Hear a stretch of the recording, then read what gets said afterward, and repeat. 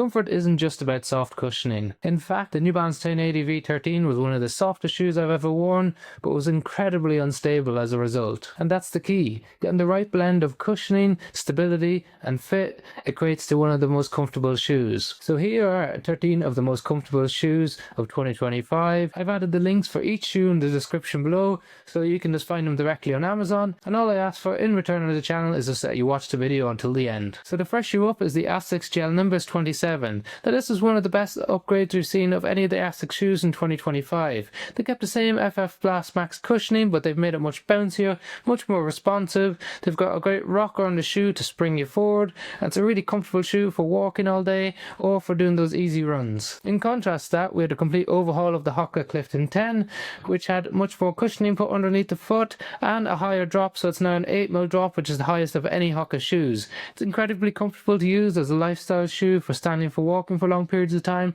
One of the downsides of this is that it has quite a narrow toe box. Then a less cushioned shoe is the Cloudmonster 2. It has the classic Cloudtech technology in the midsole, so that's the holes in the midsole, but it has a plate that runs through the midsole that makes it much more stable, much firmer underfoot, so it's not as unstable as some of those max cushion shoes. It has a really light upper, so that's really breathable in the summer. An excellent option overall. One of the downsides can be that it has an incredibly thin tongue for any of you who get sensitivity when you lock down the laces. Then the New Balance 1080 V14 had a great upgrade from the version 13, which was incredibly soft.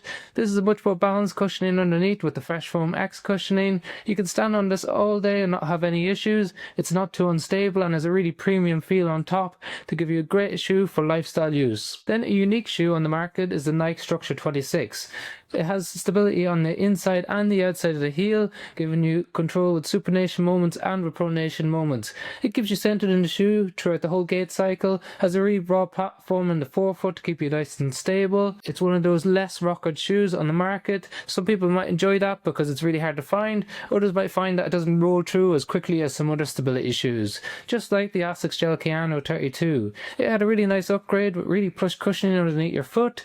It has arch support for those of you who need that extra pronation control, and has a 4D guidance system to keep you nice and stable in the shoe throughout the whole gait cycle. It's an excellent option with plenty of space in the toe box, coming in a wide version as well for those of you with a broader foot. People were delighted with the changes in the Brooks Ghost Max 3, which had a complete overhaul from the Brooks Max 2, so it's more similar now to the original Brooks Ghost Max. It's the most orthotic friendly shoe on the market, got one of the broadest platforms underneath your foot to give you a really stable platform. It's quite a firm cushioning for those of you who prefer more of a max stack, but a more stable platform in a neutral base. Then we have a nice slip-in friendly shoe, and that's the Cloudtilt. This is a shoe that really surprised me. I didn't think I'd use it much when I picked it up, but actually I use it every day. It sits by the door, you can just slip into it. It's really comfortable. Use it for up to 5k walks. I wouldn't use it any further than that because there is a little bit of heel slip in the back. You can tighten the speed laces, but just for those longer distances it's just not as stable as you might like, but a great option for city walking, urban walking, or just going to the shops. Then the Brooks Glycerin Max 2,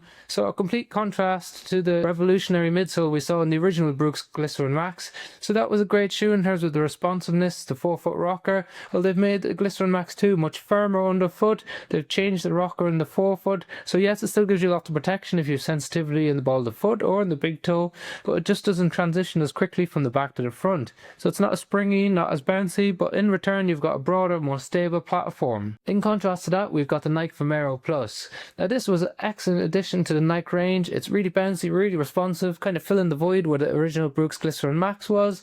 So if you're looking for a really fun ride that springs you forward, that gives you loads of padding and comfort underneath your foot all day, well then this is a great option. What I would say is it's not the most stable shoe in the world, so if you do a lot of changing direction, lifting, moving things, it's not an ideal option. The Hoka Bondi 9 followed up its predecessors as one of the most comfortable shoes on the market. It has a broad base support, the new supercritical foam, which is really cloud-like, really comfortable slip-in feel, and you can stand in it all day and it feels the same as when you put it on initially. Like most Hokas, it has a narrow fit in the toe box, but it does come in a wide version as well. Then we have the New Balance Mo V6. It was completely overhauled this year compared to the New Balance Mo V5. For the better, it has reduced sidewalls on the inside and the outside of the heel, has a broader base underneath the shoe, Fresh Foam Max cushioning. It makes it feel more stable, but has a 4mm drop so you get nice even distribution of pressure across your feet.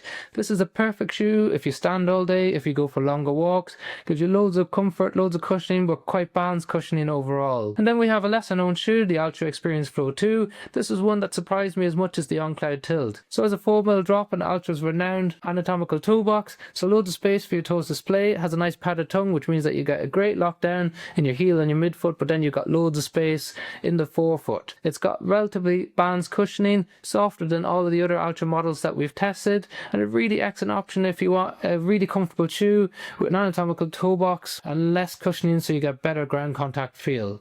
Well, let me know your thoughts in the comment section below. Have you tried them? Is there anything that you're interested in? And if there is, have a look in the description to see the latest price on Amazon, as they're changing all the time.